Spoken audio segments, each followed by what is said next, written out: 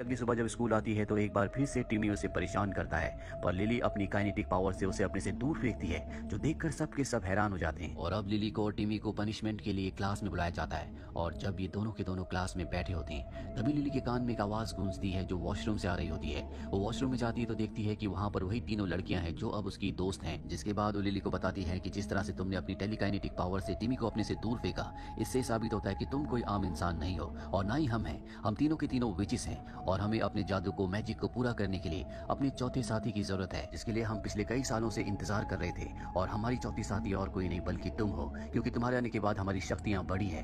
यहाँ पर लिली को कुछ समझ नहीं आता और अब ये लिली से रिक्वेस्ट करते हैं कि वो भी उनके ग्रुप में शामिल हो जाए। लिली उनकी बात मान जाती है क्योंकि लिली कोई आम लड़की नहीं है, वो भी इन्हीं में से एक है। और अब ये चारों के चारों जंगल में जाते हैं जहाँ पर पत्थरों से एक घेरा बनाकर ये सब उसके अंदर बैठ जाते हैं और अब टाइम को फ्रीज करने वाले जादू को एक बार फिर से करते हैं। और जब ये आंखें खोलते हैं तो देखते हैं कि सब कुछ रुक चुका है, यानी कि टाइम फ्रीज हो चुका है। इनका जादू पूरा हो गया, जिससे इन्हें बहुत खुशी होती है। लेकिन अब ये अपने जादू को किसी इंसान के ऊपर आजमाना चाहते हैं, ये देखने के लिए कि इनका जादू इंसानों के ऊपर काम करता है कि नहीं। और ये सब के सब टिमी के घर जाते हैं क्योंकि ये टिमी को पसंद नहीं करते और टिमी का घर पूरी तरह से खाली होता है, वहाँ पर कोई भी नहीं होता। जिसके बाद ये टिमी के कुछ सामान को इकट्ठा करके उसे पानी में मिलाते हैं और उसको टिमी के बेड के चारों तरफ डाल देते हैं। इन्होंने एक नए तरह का जादू किया होता है। अगर ये जादू कामयाब हुआ तो कल से टिमी पूरी तरह से बदल जाएगा। जहाँ पहले वो एक बदतमीज लड़का हुआ करता था, अब वो सबकी मदद करना शुरू कर देगा, एक अच्छा इंसान बन जाएगा। अब अगली सुबह जब ये चारों के चारों स्कूल पहुंचते हैं तो देखते हैं कि टिमी का बर्ताव पूरी तरह से चेंज हो गया होता है। वो लिली के पास आता है और उससे कहता है कि मैं अपने बर्ताव के लिए तुमसे माफी मांगता हूँ। जो भी मैंने एक दिन पहले किया था वो मेरी गलती थी। आज रात को मेरे घर में पार्टी और मैं चाहता हूँ कि आप चारों के चारों मेरे घर पर आए।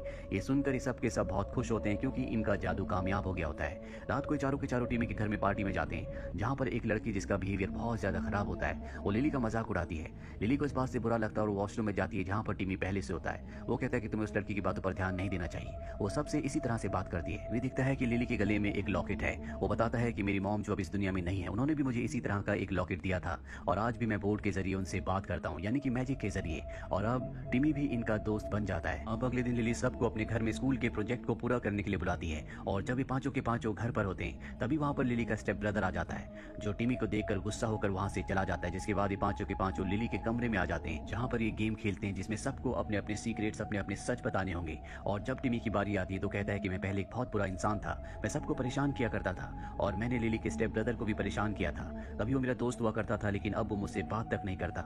और ये कहते कहते वो रोने लग जाता है क्योंकि जादू के बाद अब वो बहुत ज्यादा सेंसिटिव हो चुका है। टिमी को दुखी देखकर लिली को अच्छा नहीं लगता क्योंकि कहीं ना कहीं अब वो उसे पसंद करने लगी है। और तभी यहाँ पर सबको लिली के स्टेप फादर की आवाज आती है। लिली सबको यहाँ से भेज देती है। गलती से टिमी अपना जैकेट यहीं पर भूल जाता है। लिली उस जैकेट को उठाती है और उस पर प्यार वाला जादू करती है क्योंकि वो अब टिमी से प्यार करने लगी है। वो टिमी के एहसास में खोई होती है कि तभी यहाँ पर खुद टिमी अपना जैकेट लेने के लिए आ जाता है। वो लिली से कहता है कि मैं अपना जैकेट भूल गया था। यहाँ पर लिली प्रिटेंड करती है कि तुम्हारे यहाँ पर कोई भी जैकेट नहीं है। ये दोनों बात ही कर रहे होते हैं कि तभी यहाँ पर लिली के स्टेप फादर आ जाते हैं, जिसके बाद टिमी को यहाँ से जाना पड़ता है। अगली सुबह लिली जब स्कूल में जाती है तो क्लास में टीचर आकर बताता है कि एक बहुत ही बुरी खबर है, टिमी अब इस दुनिया में नहीं रहा। जो सुनने के बाद लिली को बहुत दुख होता है। वो वॉशरूम में जाती है जहाँ पर पहले से उसकी तीनों दोस्त जो कि विचिस है वो होती है। वो तीनों भी रो रही होती है। टिमी के ना रहने से सब के सब बहुत दुखी हो जाते हैं। इन्हें कुछ भी समझ में नहीं आ रहा होता कि टिमी ने ऐसा क्यों किया। और तभी लिली कन्फेस करती है कि कल रात को मैंने उसकी जैकेट के ऊपर प्यार वाला जादू किया था, हो सकता है कि उसी के असर से ऐसा हुआ हो। ये सुनने के बाद तीनों की तीनों विचिस उससे कहती है कि तुम्हें ऐसा नहीं करना चाहिए था, पहले से उसके ऊपर एक मैजिक का असर था, इसके बाद भी तुमने उसके ऊपर दूसरा मैजिक किया, हो सकता है कि इसी की वजह से वो अपना दिमागी आपा खो बैठा हो। यहाँ से लिली चली जाती है। रात को जब वो अपने बेड पर लेटी होती है तभी उसे अपने स्टेप फादर की आवाज सुनाई देती है। जब वो नीचे जाती है तो उसके स्टेप फादर अपने बेटे से कह रहे होते हैं कि टिमी ने तुम्हारे साथ जो कुछ किया उस सब को तुम्हें भूलना होगा, तुम एक बहादुर हो। कायर तो टिमी था, इसीलिए अब वो इस दुनिया में नहीं है। लिली इसके बाद अपने कमरे में वापस आती है जहाँ पर उसके स्टेप फादर पहले से होते हैं। वो उसे दीवार पर लगी घड़ी और पुरानी चीजों के बारे में बताते हैं, जिसके बाद उसे आग और स्नेक दिखते हैं। उसे कुछ भी समझ नहीं आता और डर कर एकदम से उठ जाती है। दरअसल ये उसका सपना था। लिली की आवाज सुनकर उसकी मॉम वहाँ पर आ जाती है और देखती है कि लिली बहुत ज्यादा घबराई हुई है। वो लिली से पूछती है क्या हुआ। वो बताती है कि एडम यानी कि उसके स्टेप फादर वो कोई ना कोई बात हमसे छुपा रहे हैं, हमारी जान यहाँ पर खतरे में है। पर लिली की मॉम उसकी बात पर विश्वास नहीं करती। वो कहती है कि टिमी की मौत से तुम्हारे दिमाग पर गहरा असर पड़ा है, हम जल्दी कहीं बाहर घूमने जाएंगे, तुम्हारा दिमाग पूरी तरह से बदल जाएगा। पर लिली जानती है कि जो उसे लगता है उसमें कोई ना कोई सच्चाई है, इसीलिए वो अपने स्टेप फादर के खिलाफ सबूत ढूंढना शुरू कर देती है। और जब वो कमरे की तलाशी ले रही होती है तभी वहाँ पर उसे एक फाइल मिलती है जो कि उसी के नाम की होती है, जिससे उसे पता चलता है कि उसकी मॉम ने उसे अडॉप्ट किया था, यानी कि वो अपनी मॉम की असली बेटी नहीं है, उसकी मॉम ने उसे गोद लिया था। दरअसल लिली की मॉम की एक पेशेंट थी और फाइल के अकॉर्डिंग ये उसी की बेटी है।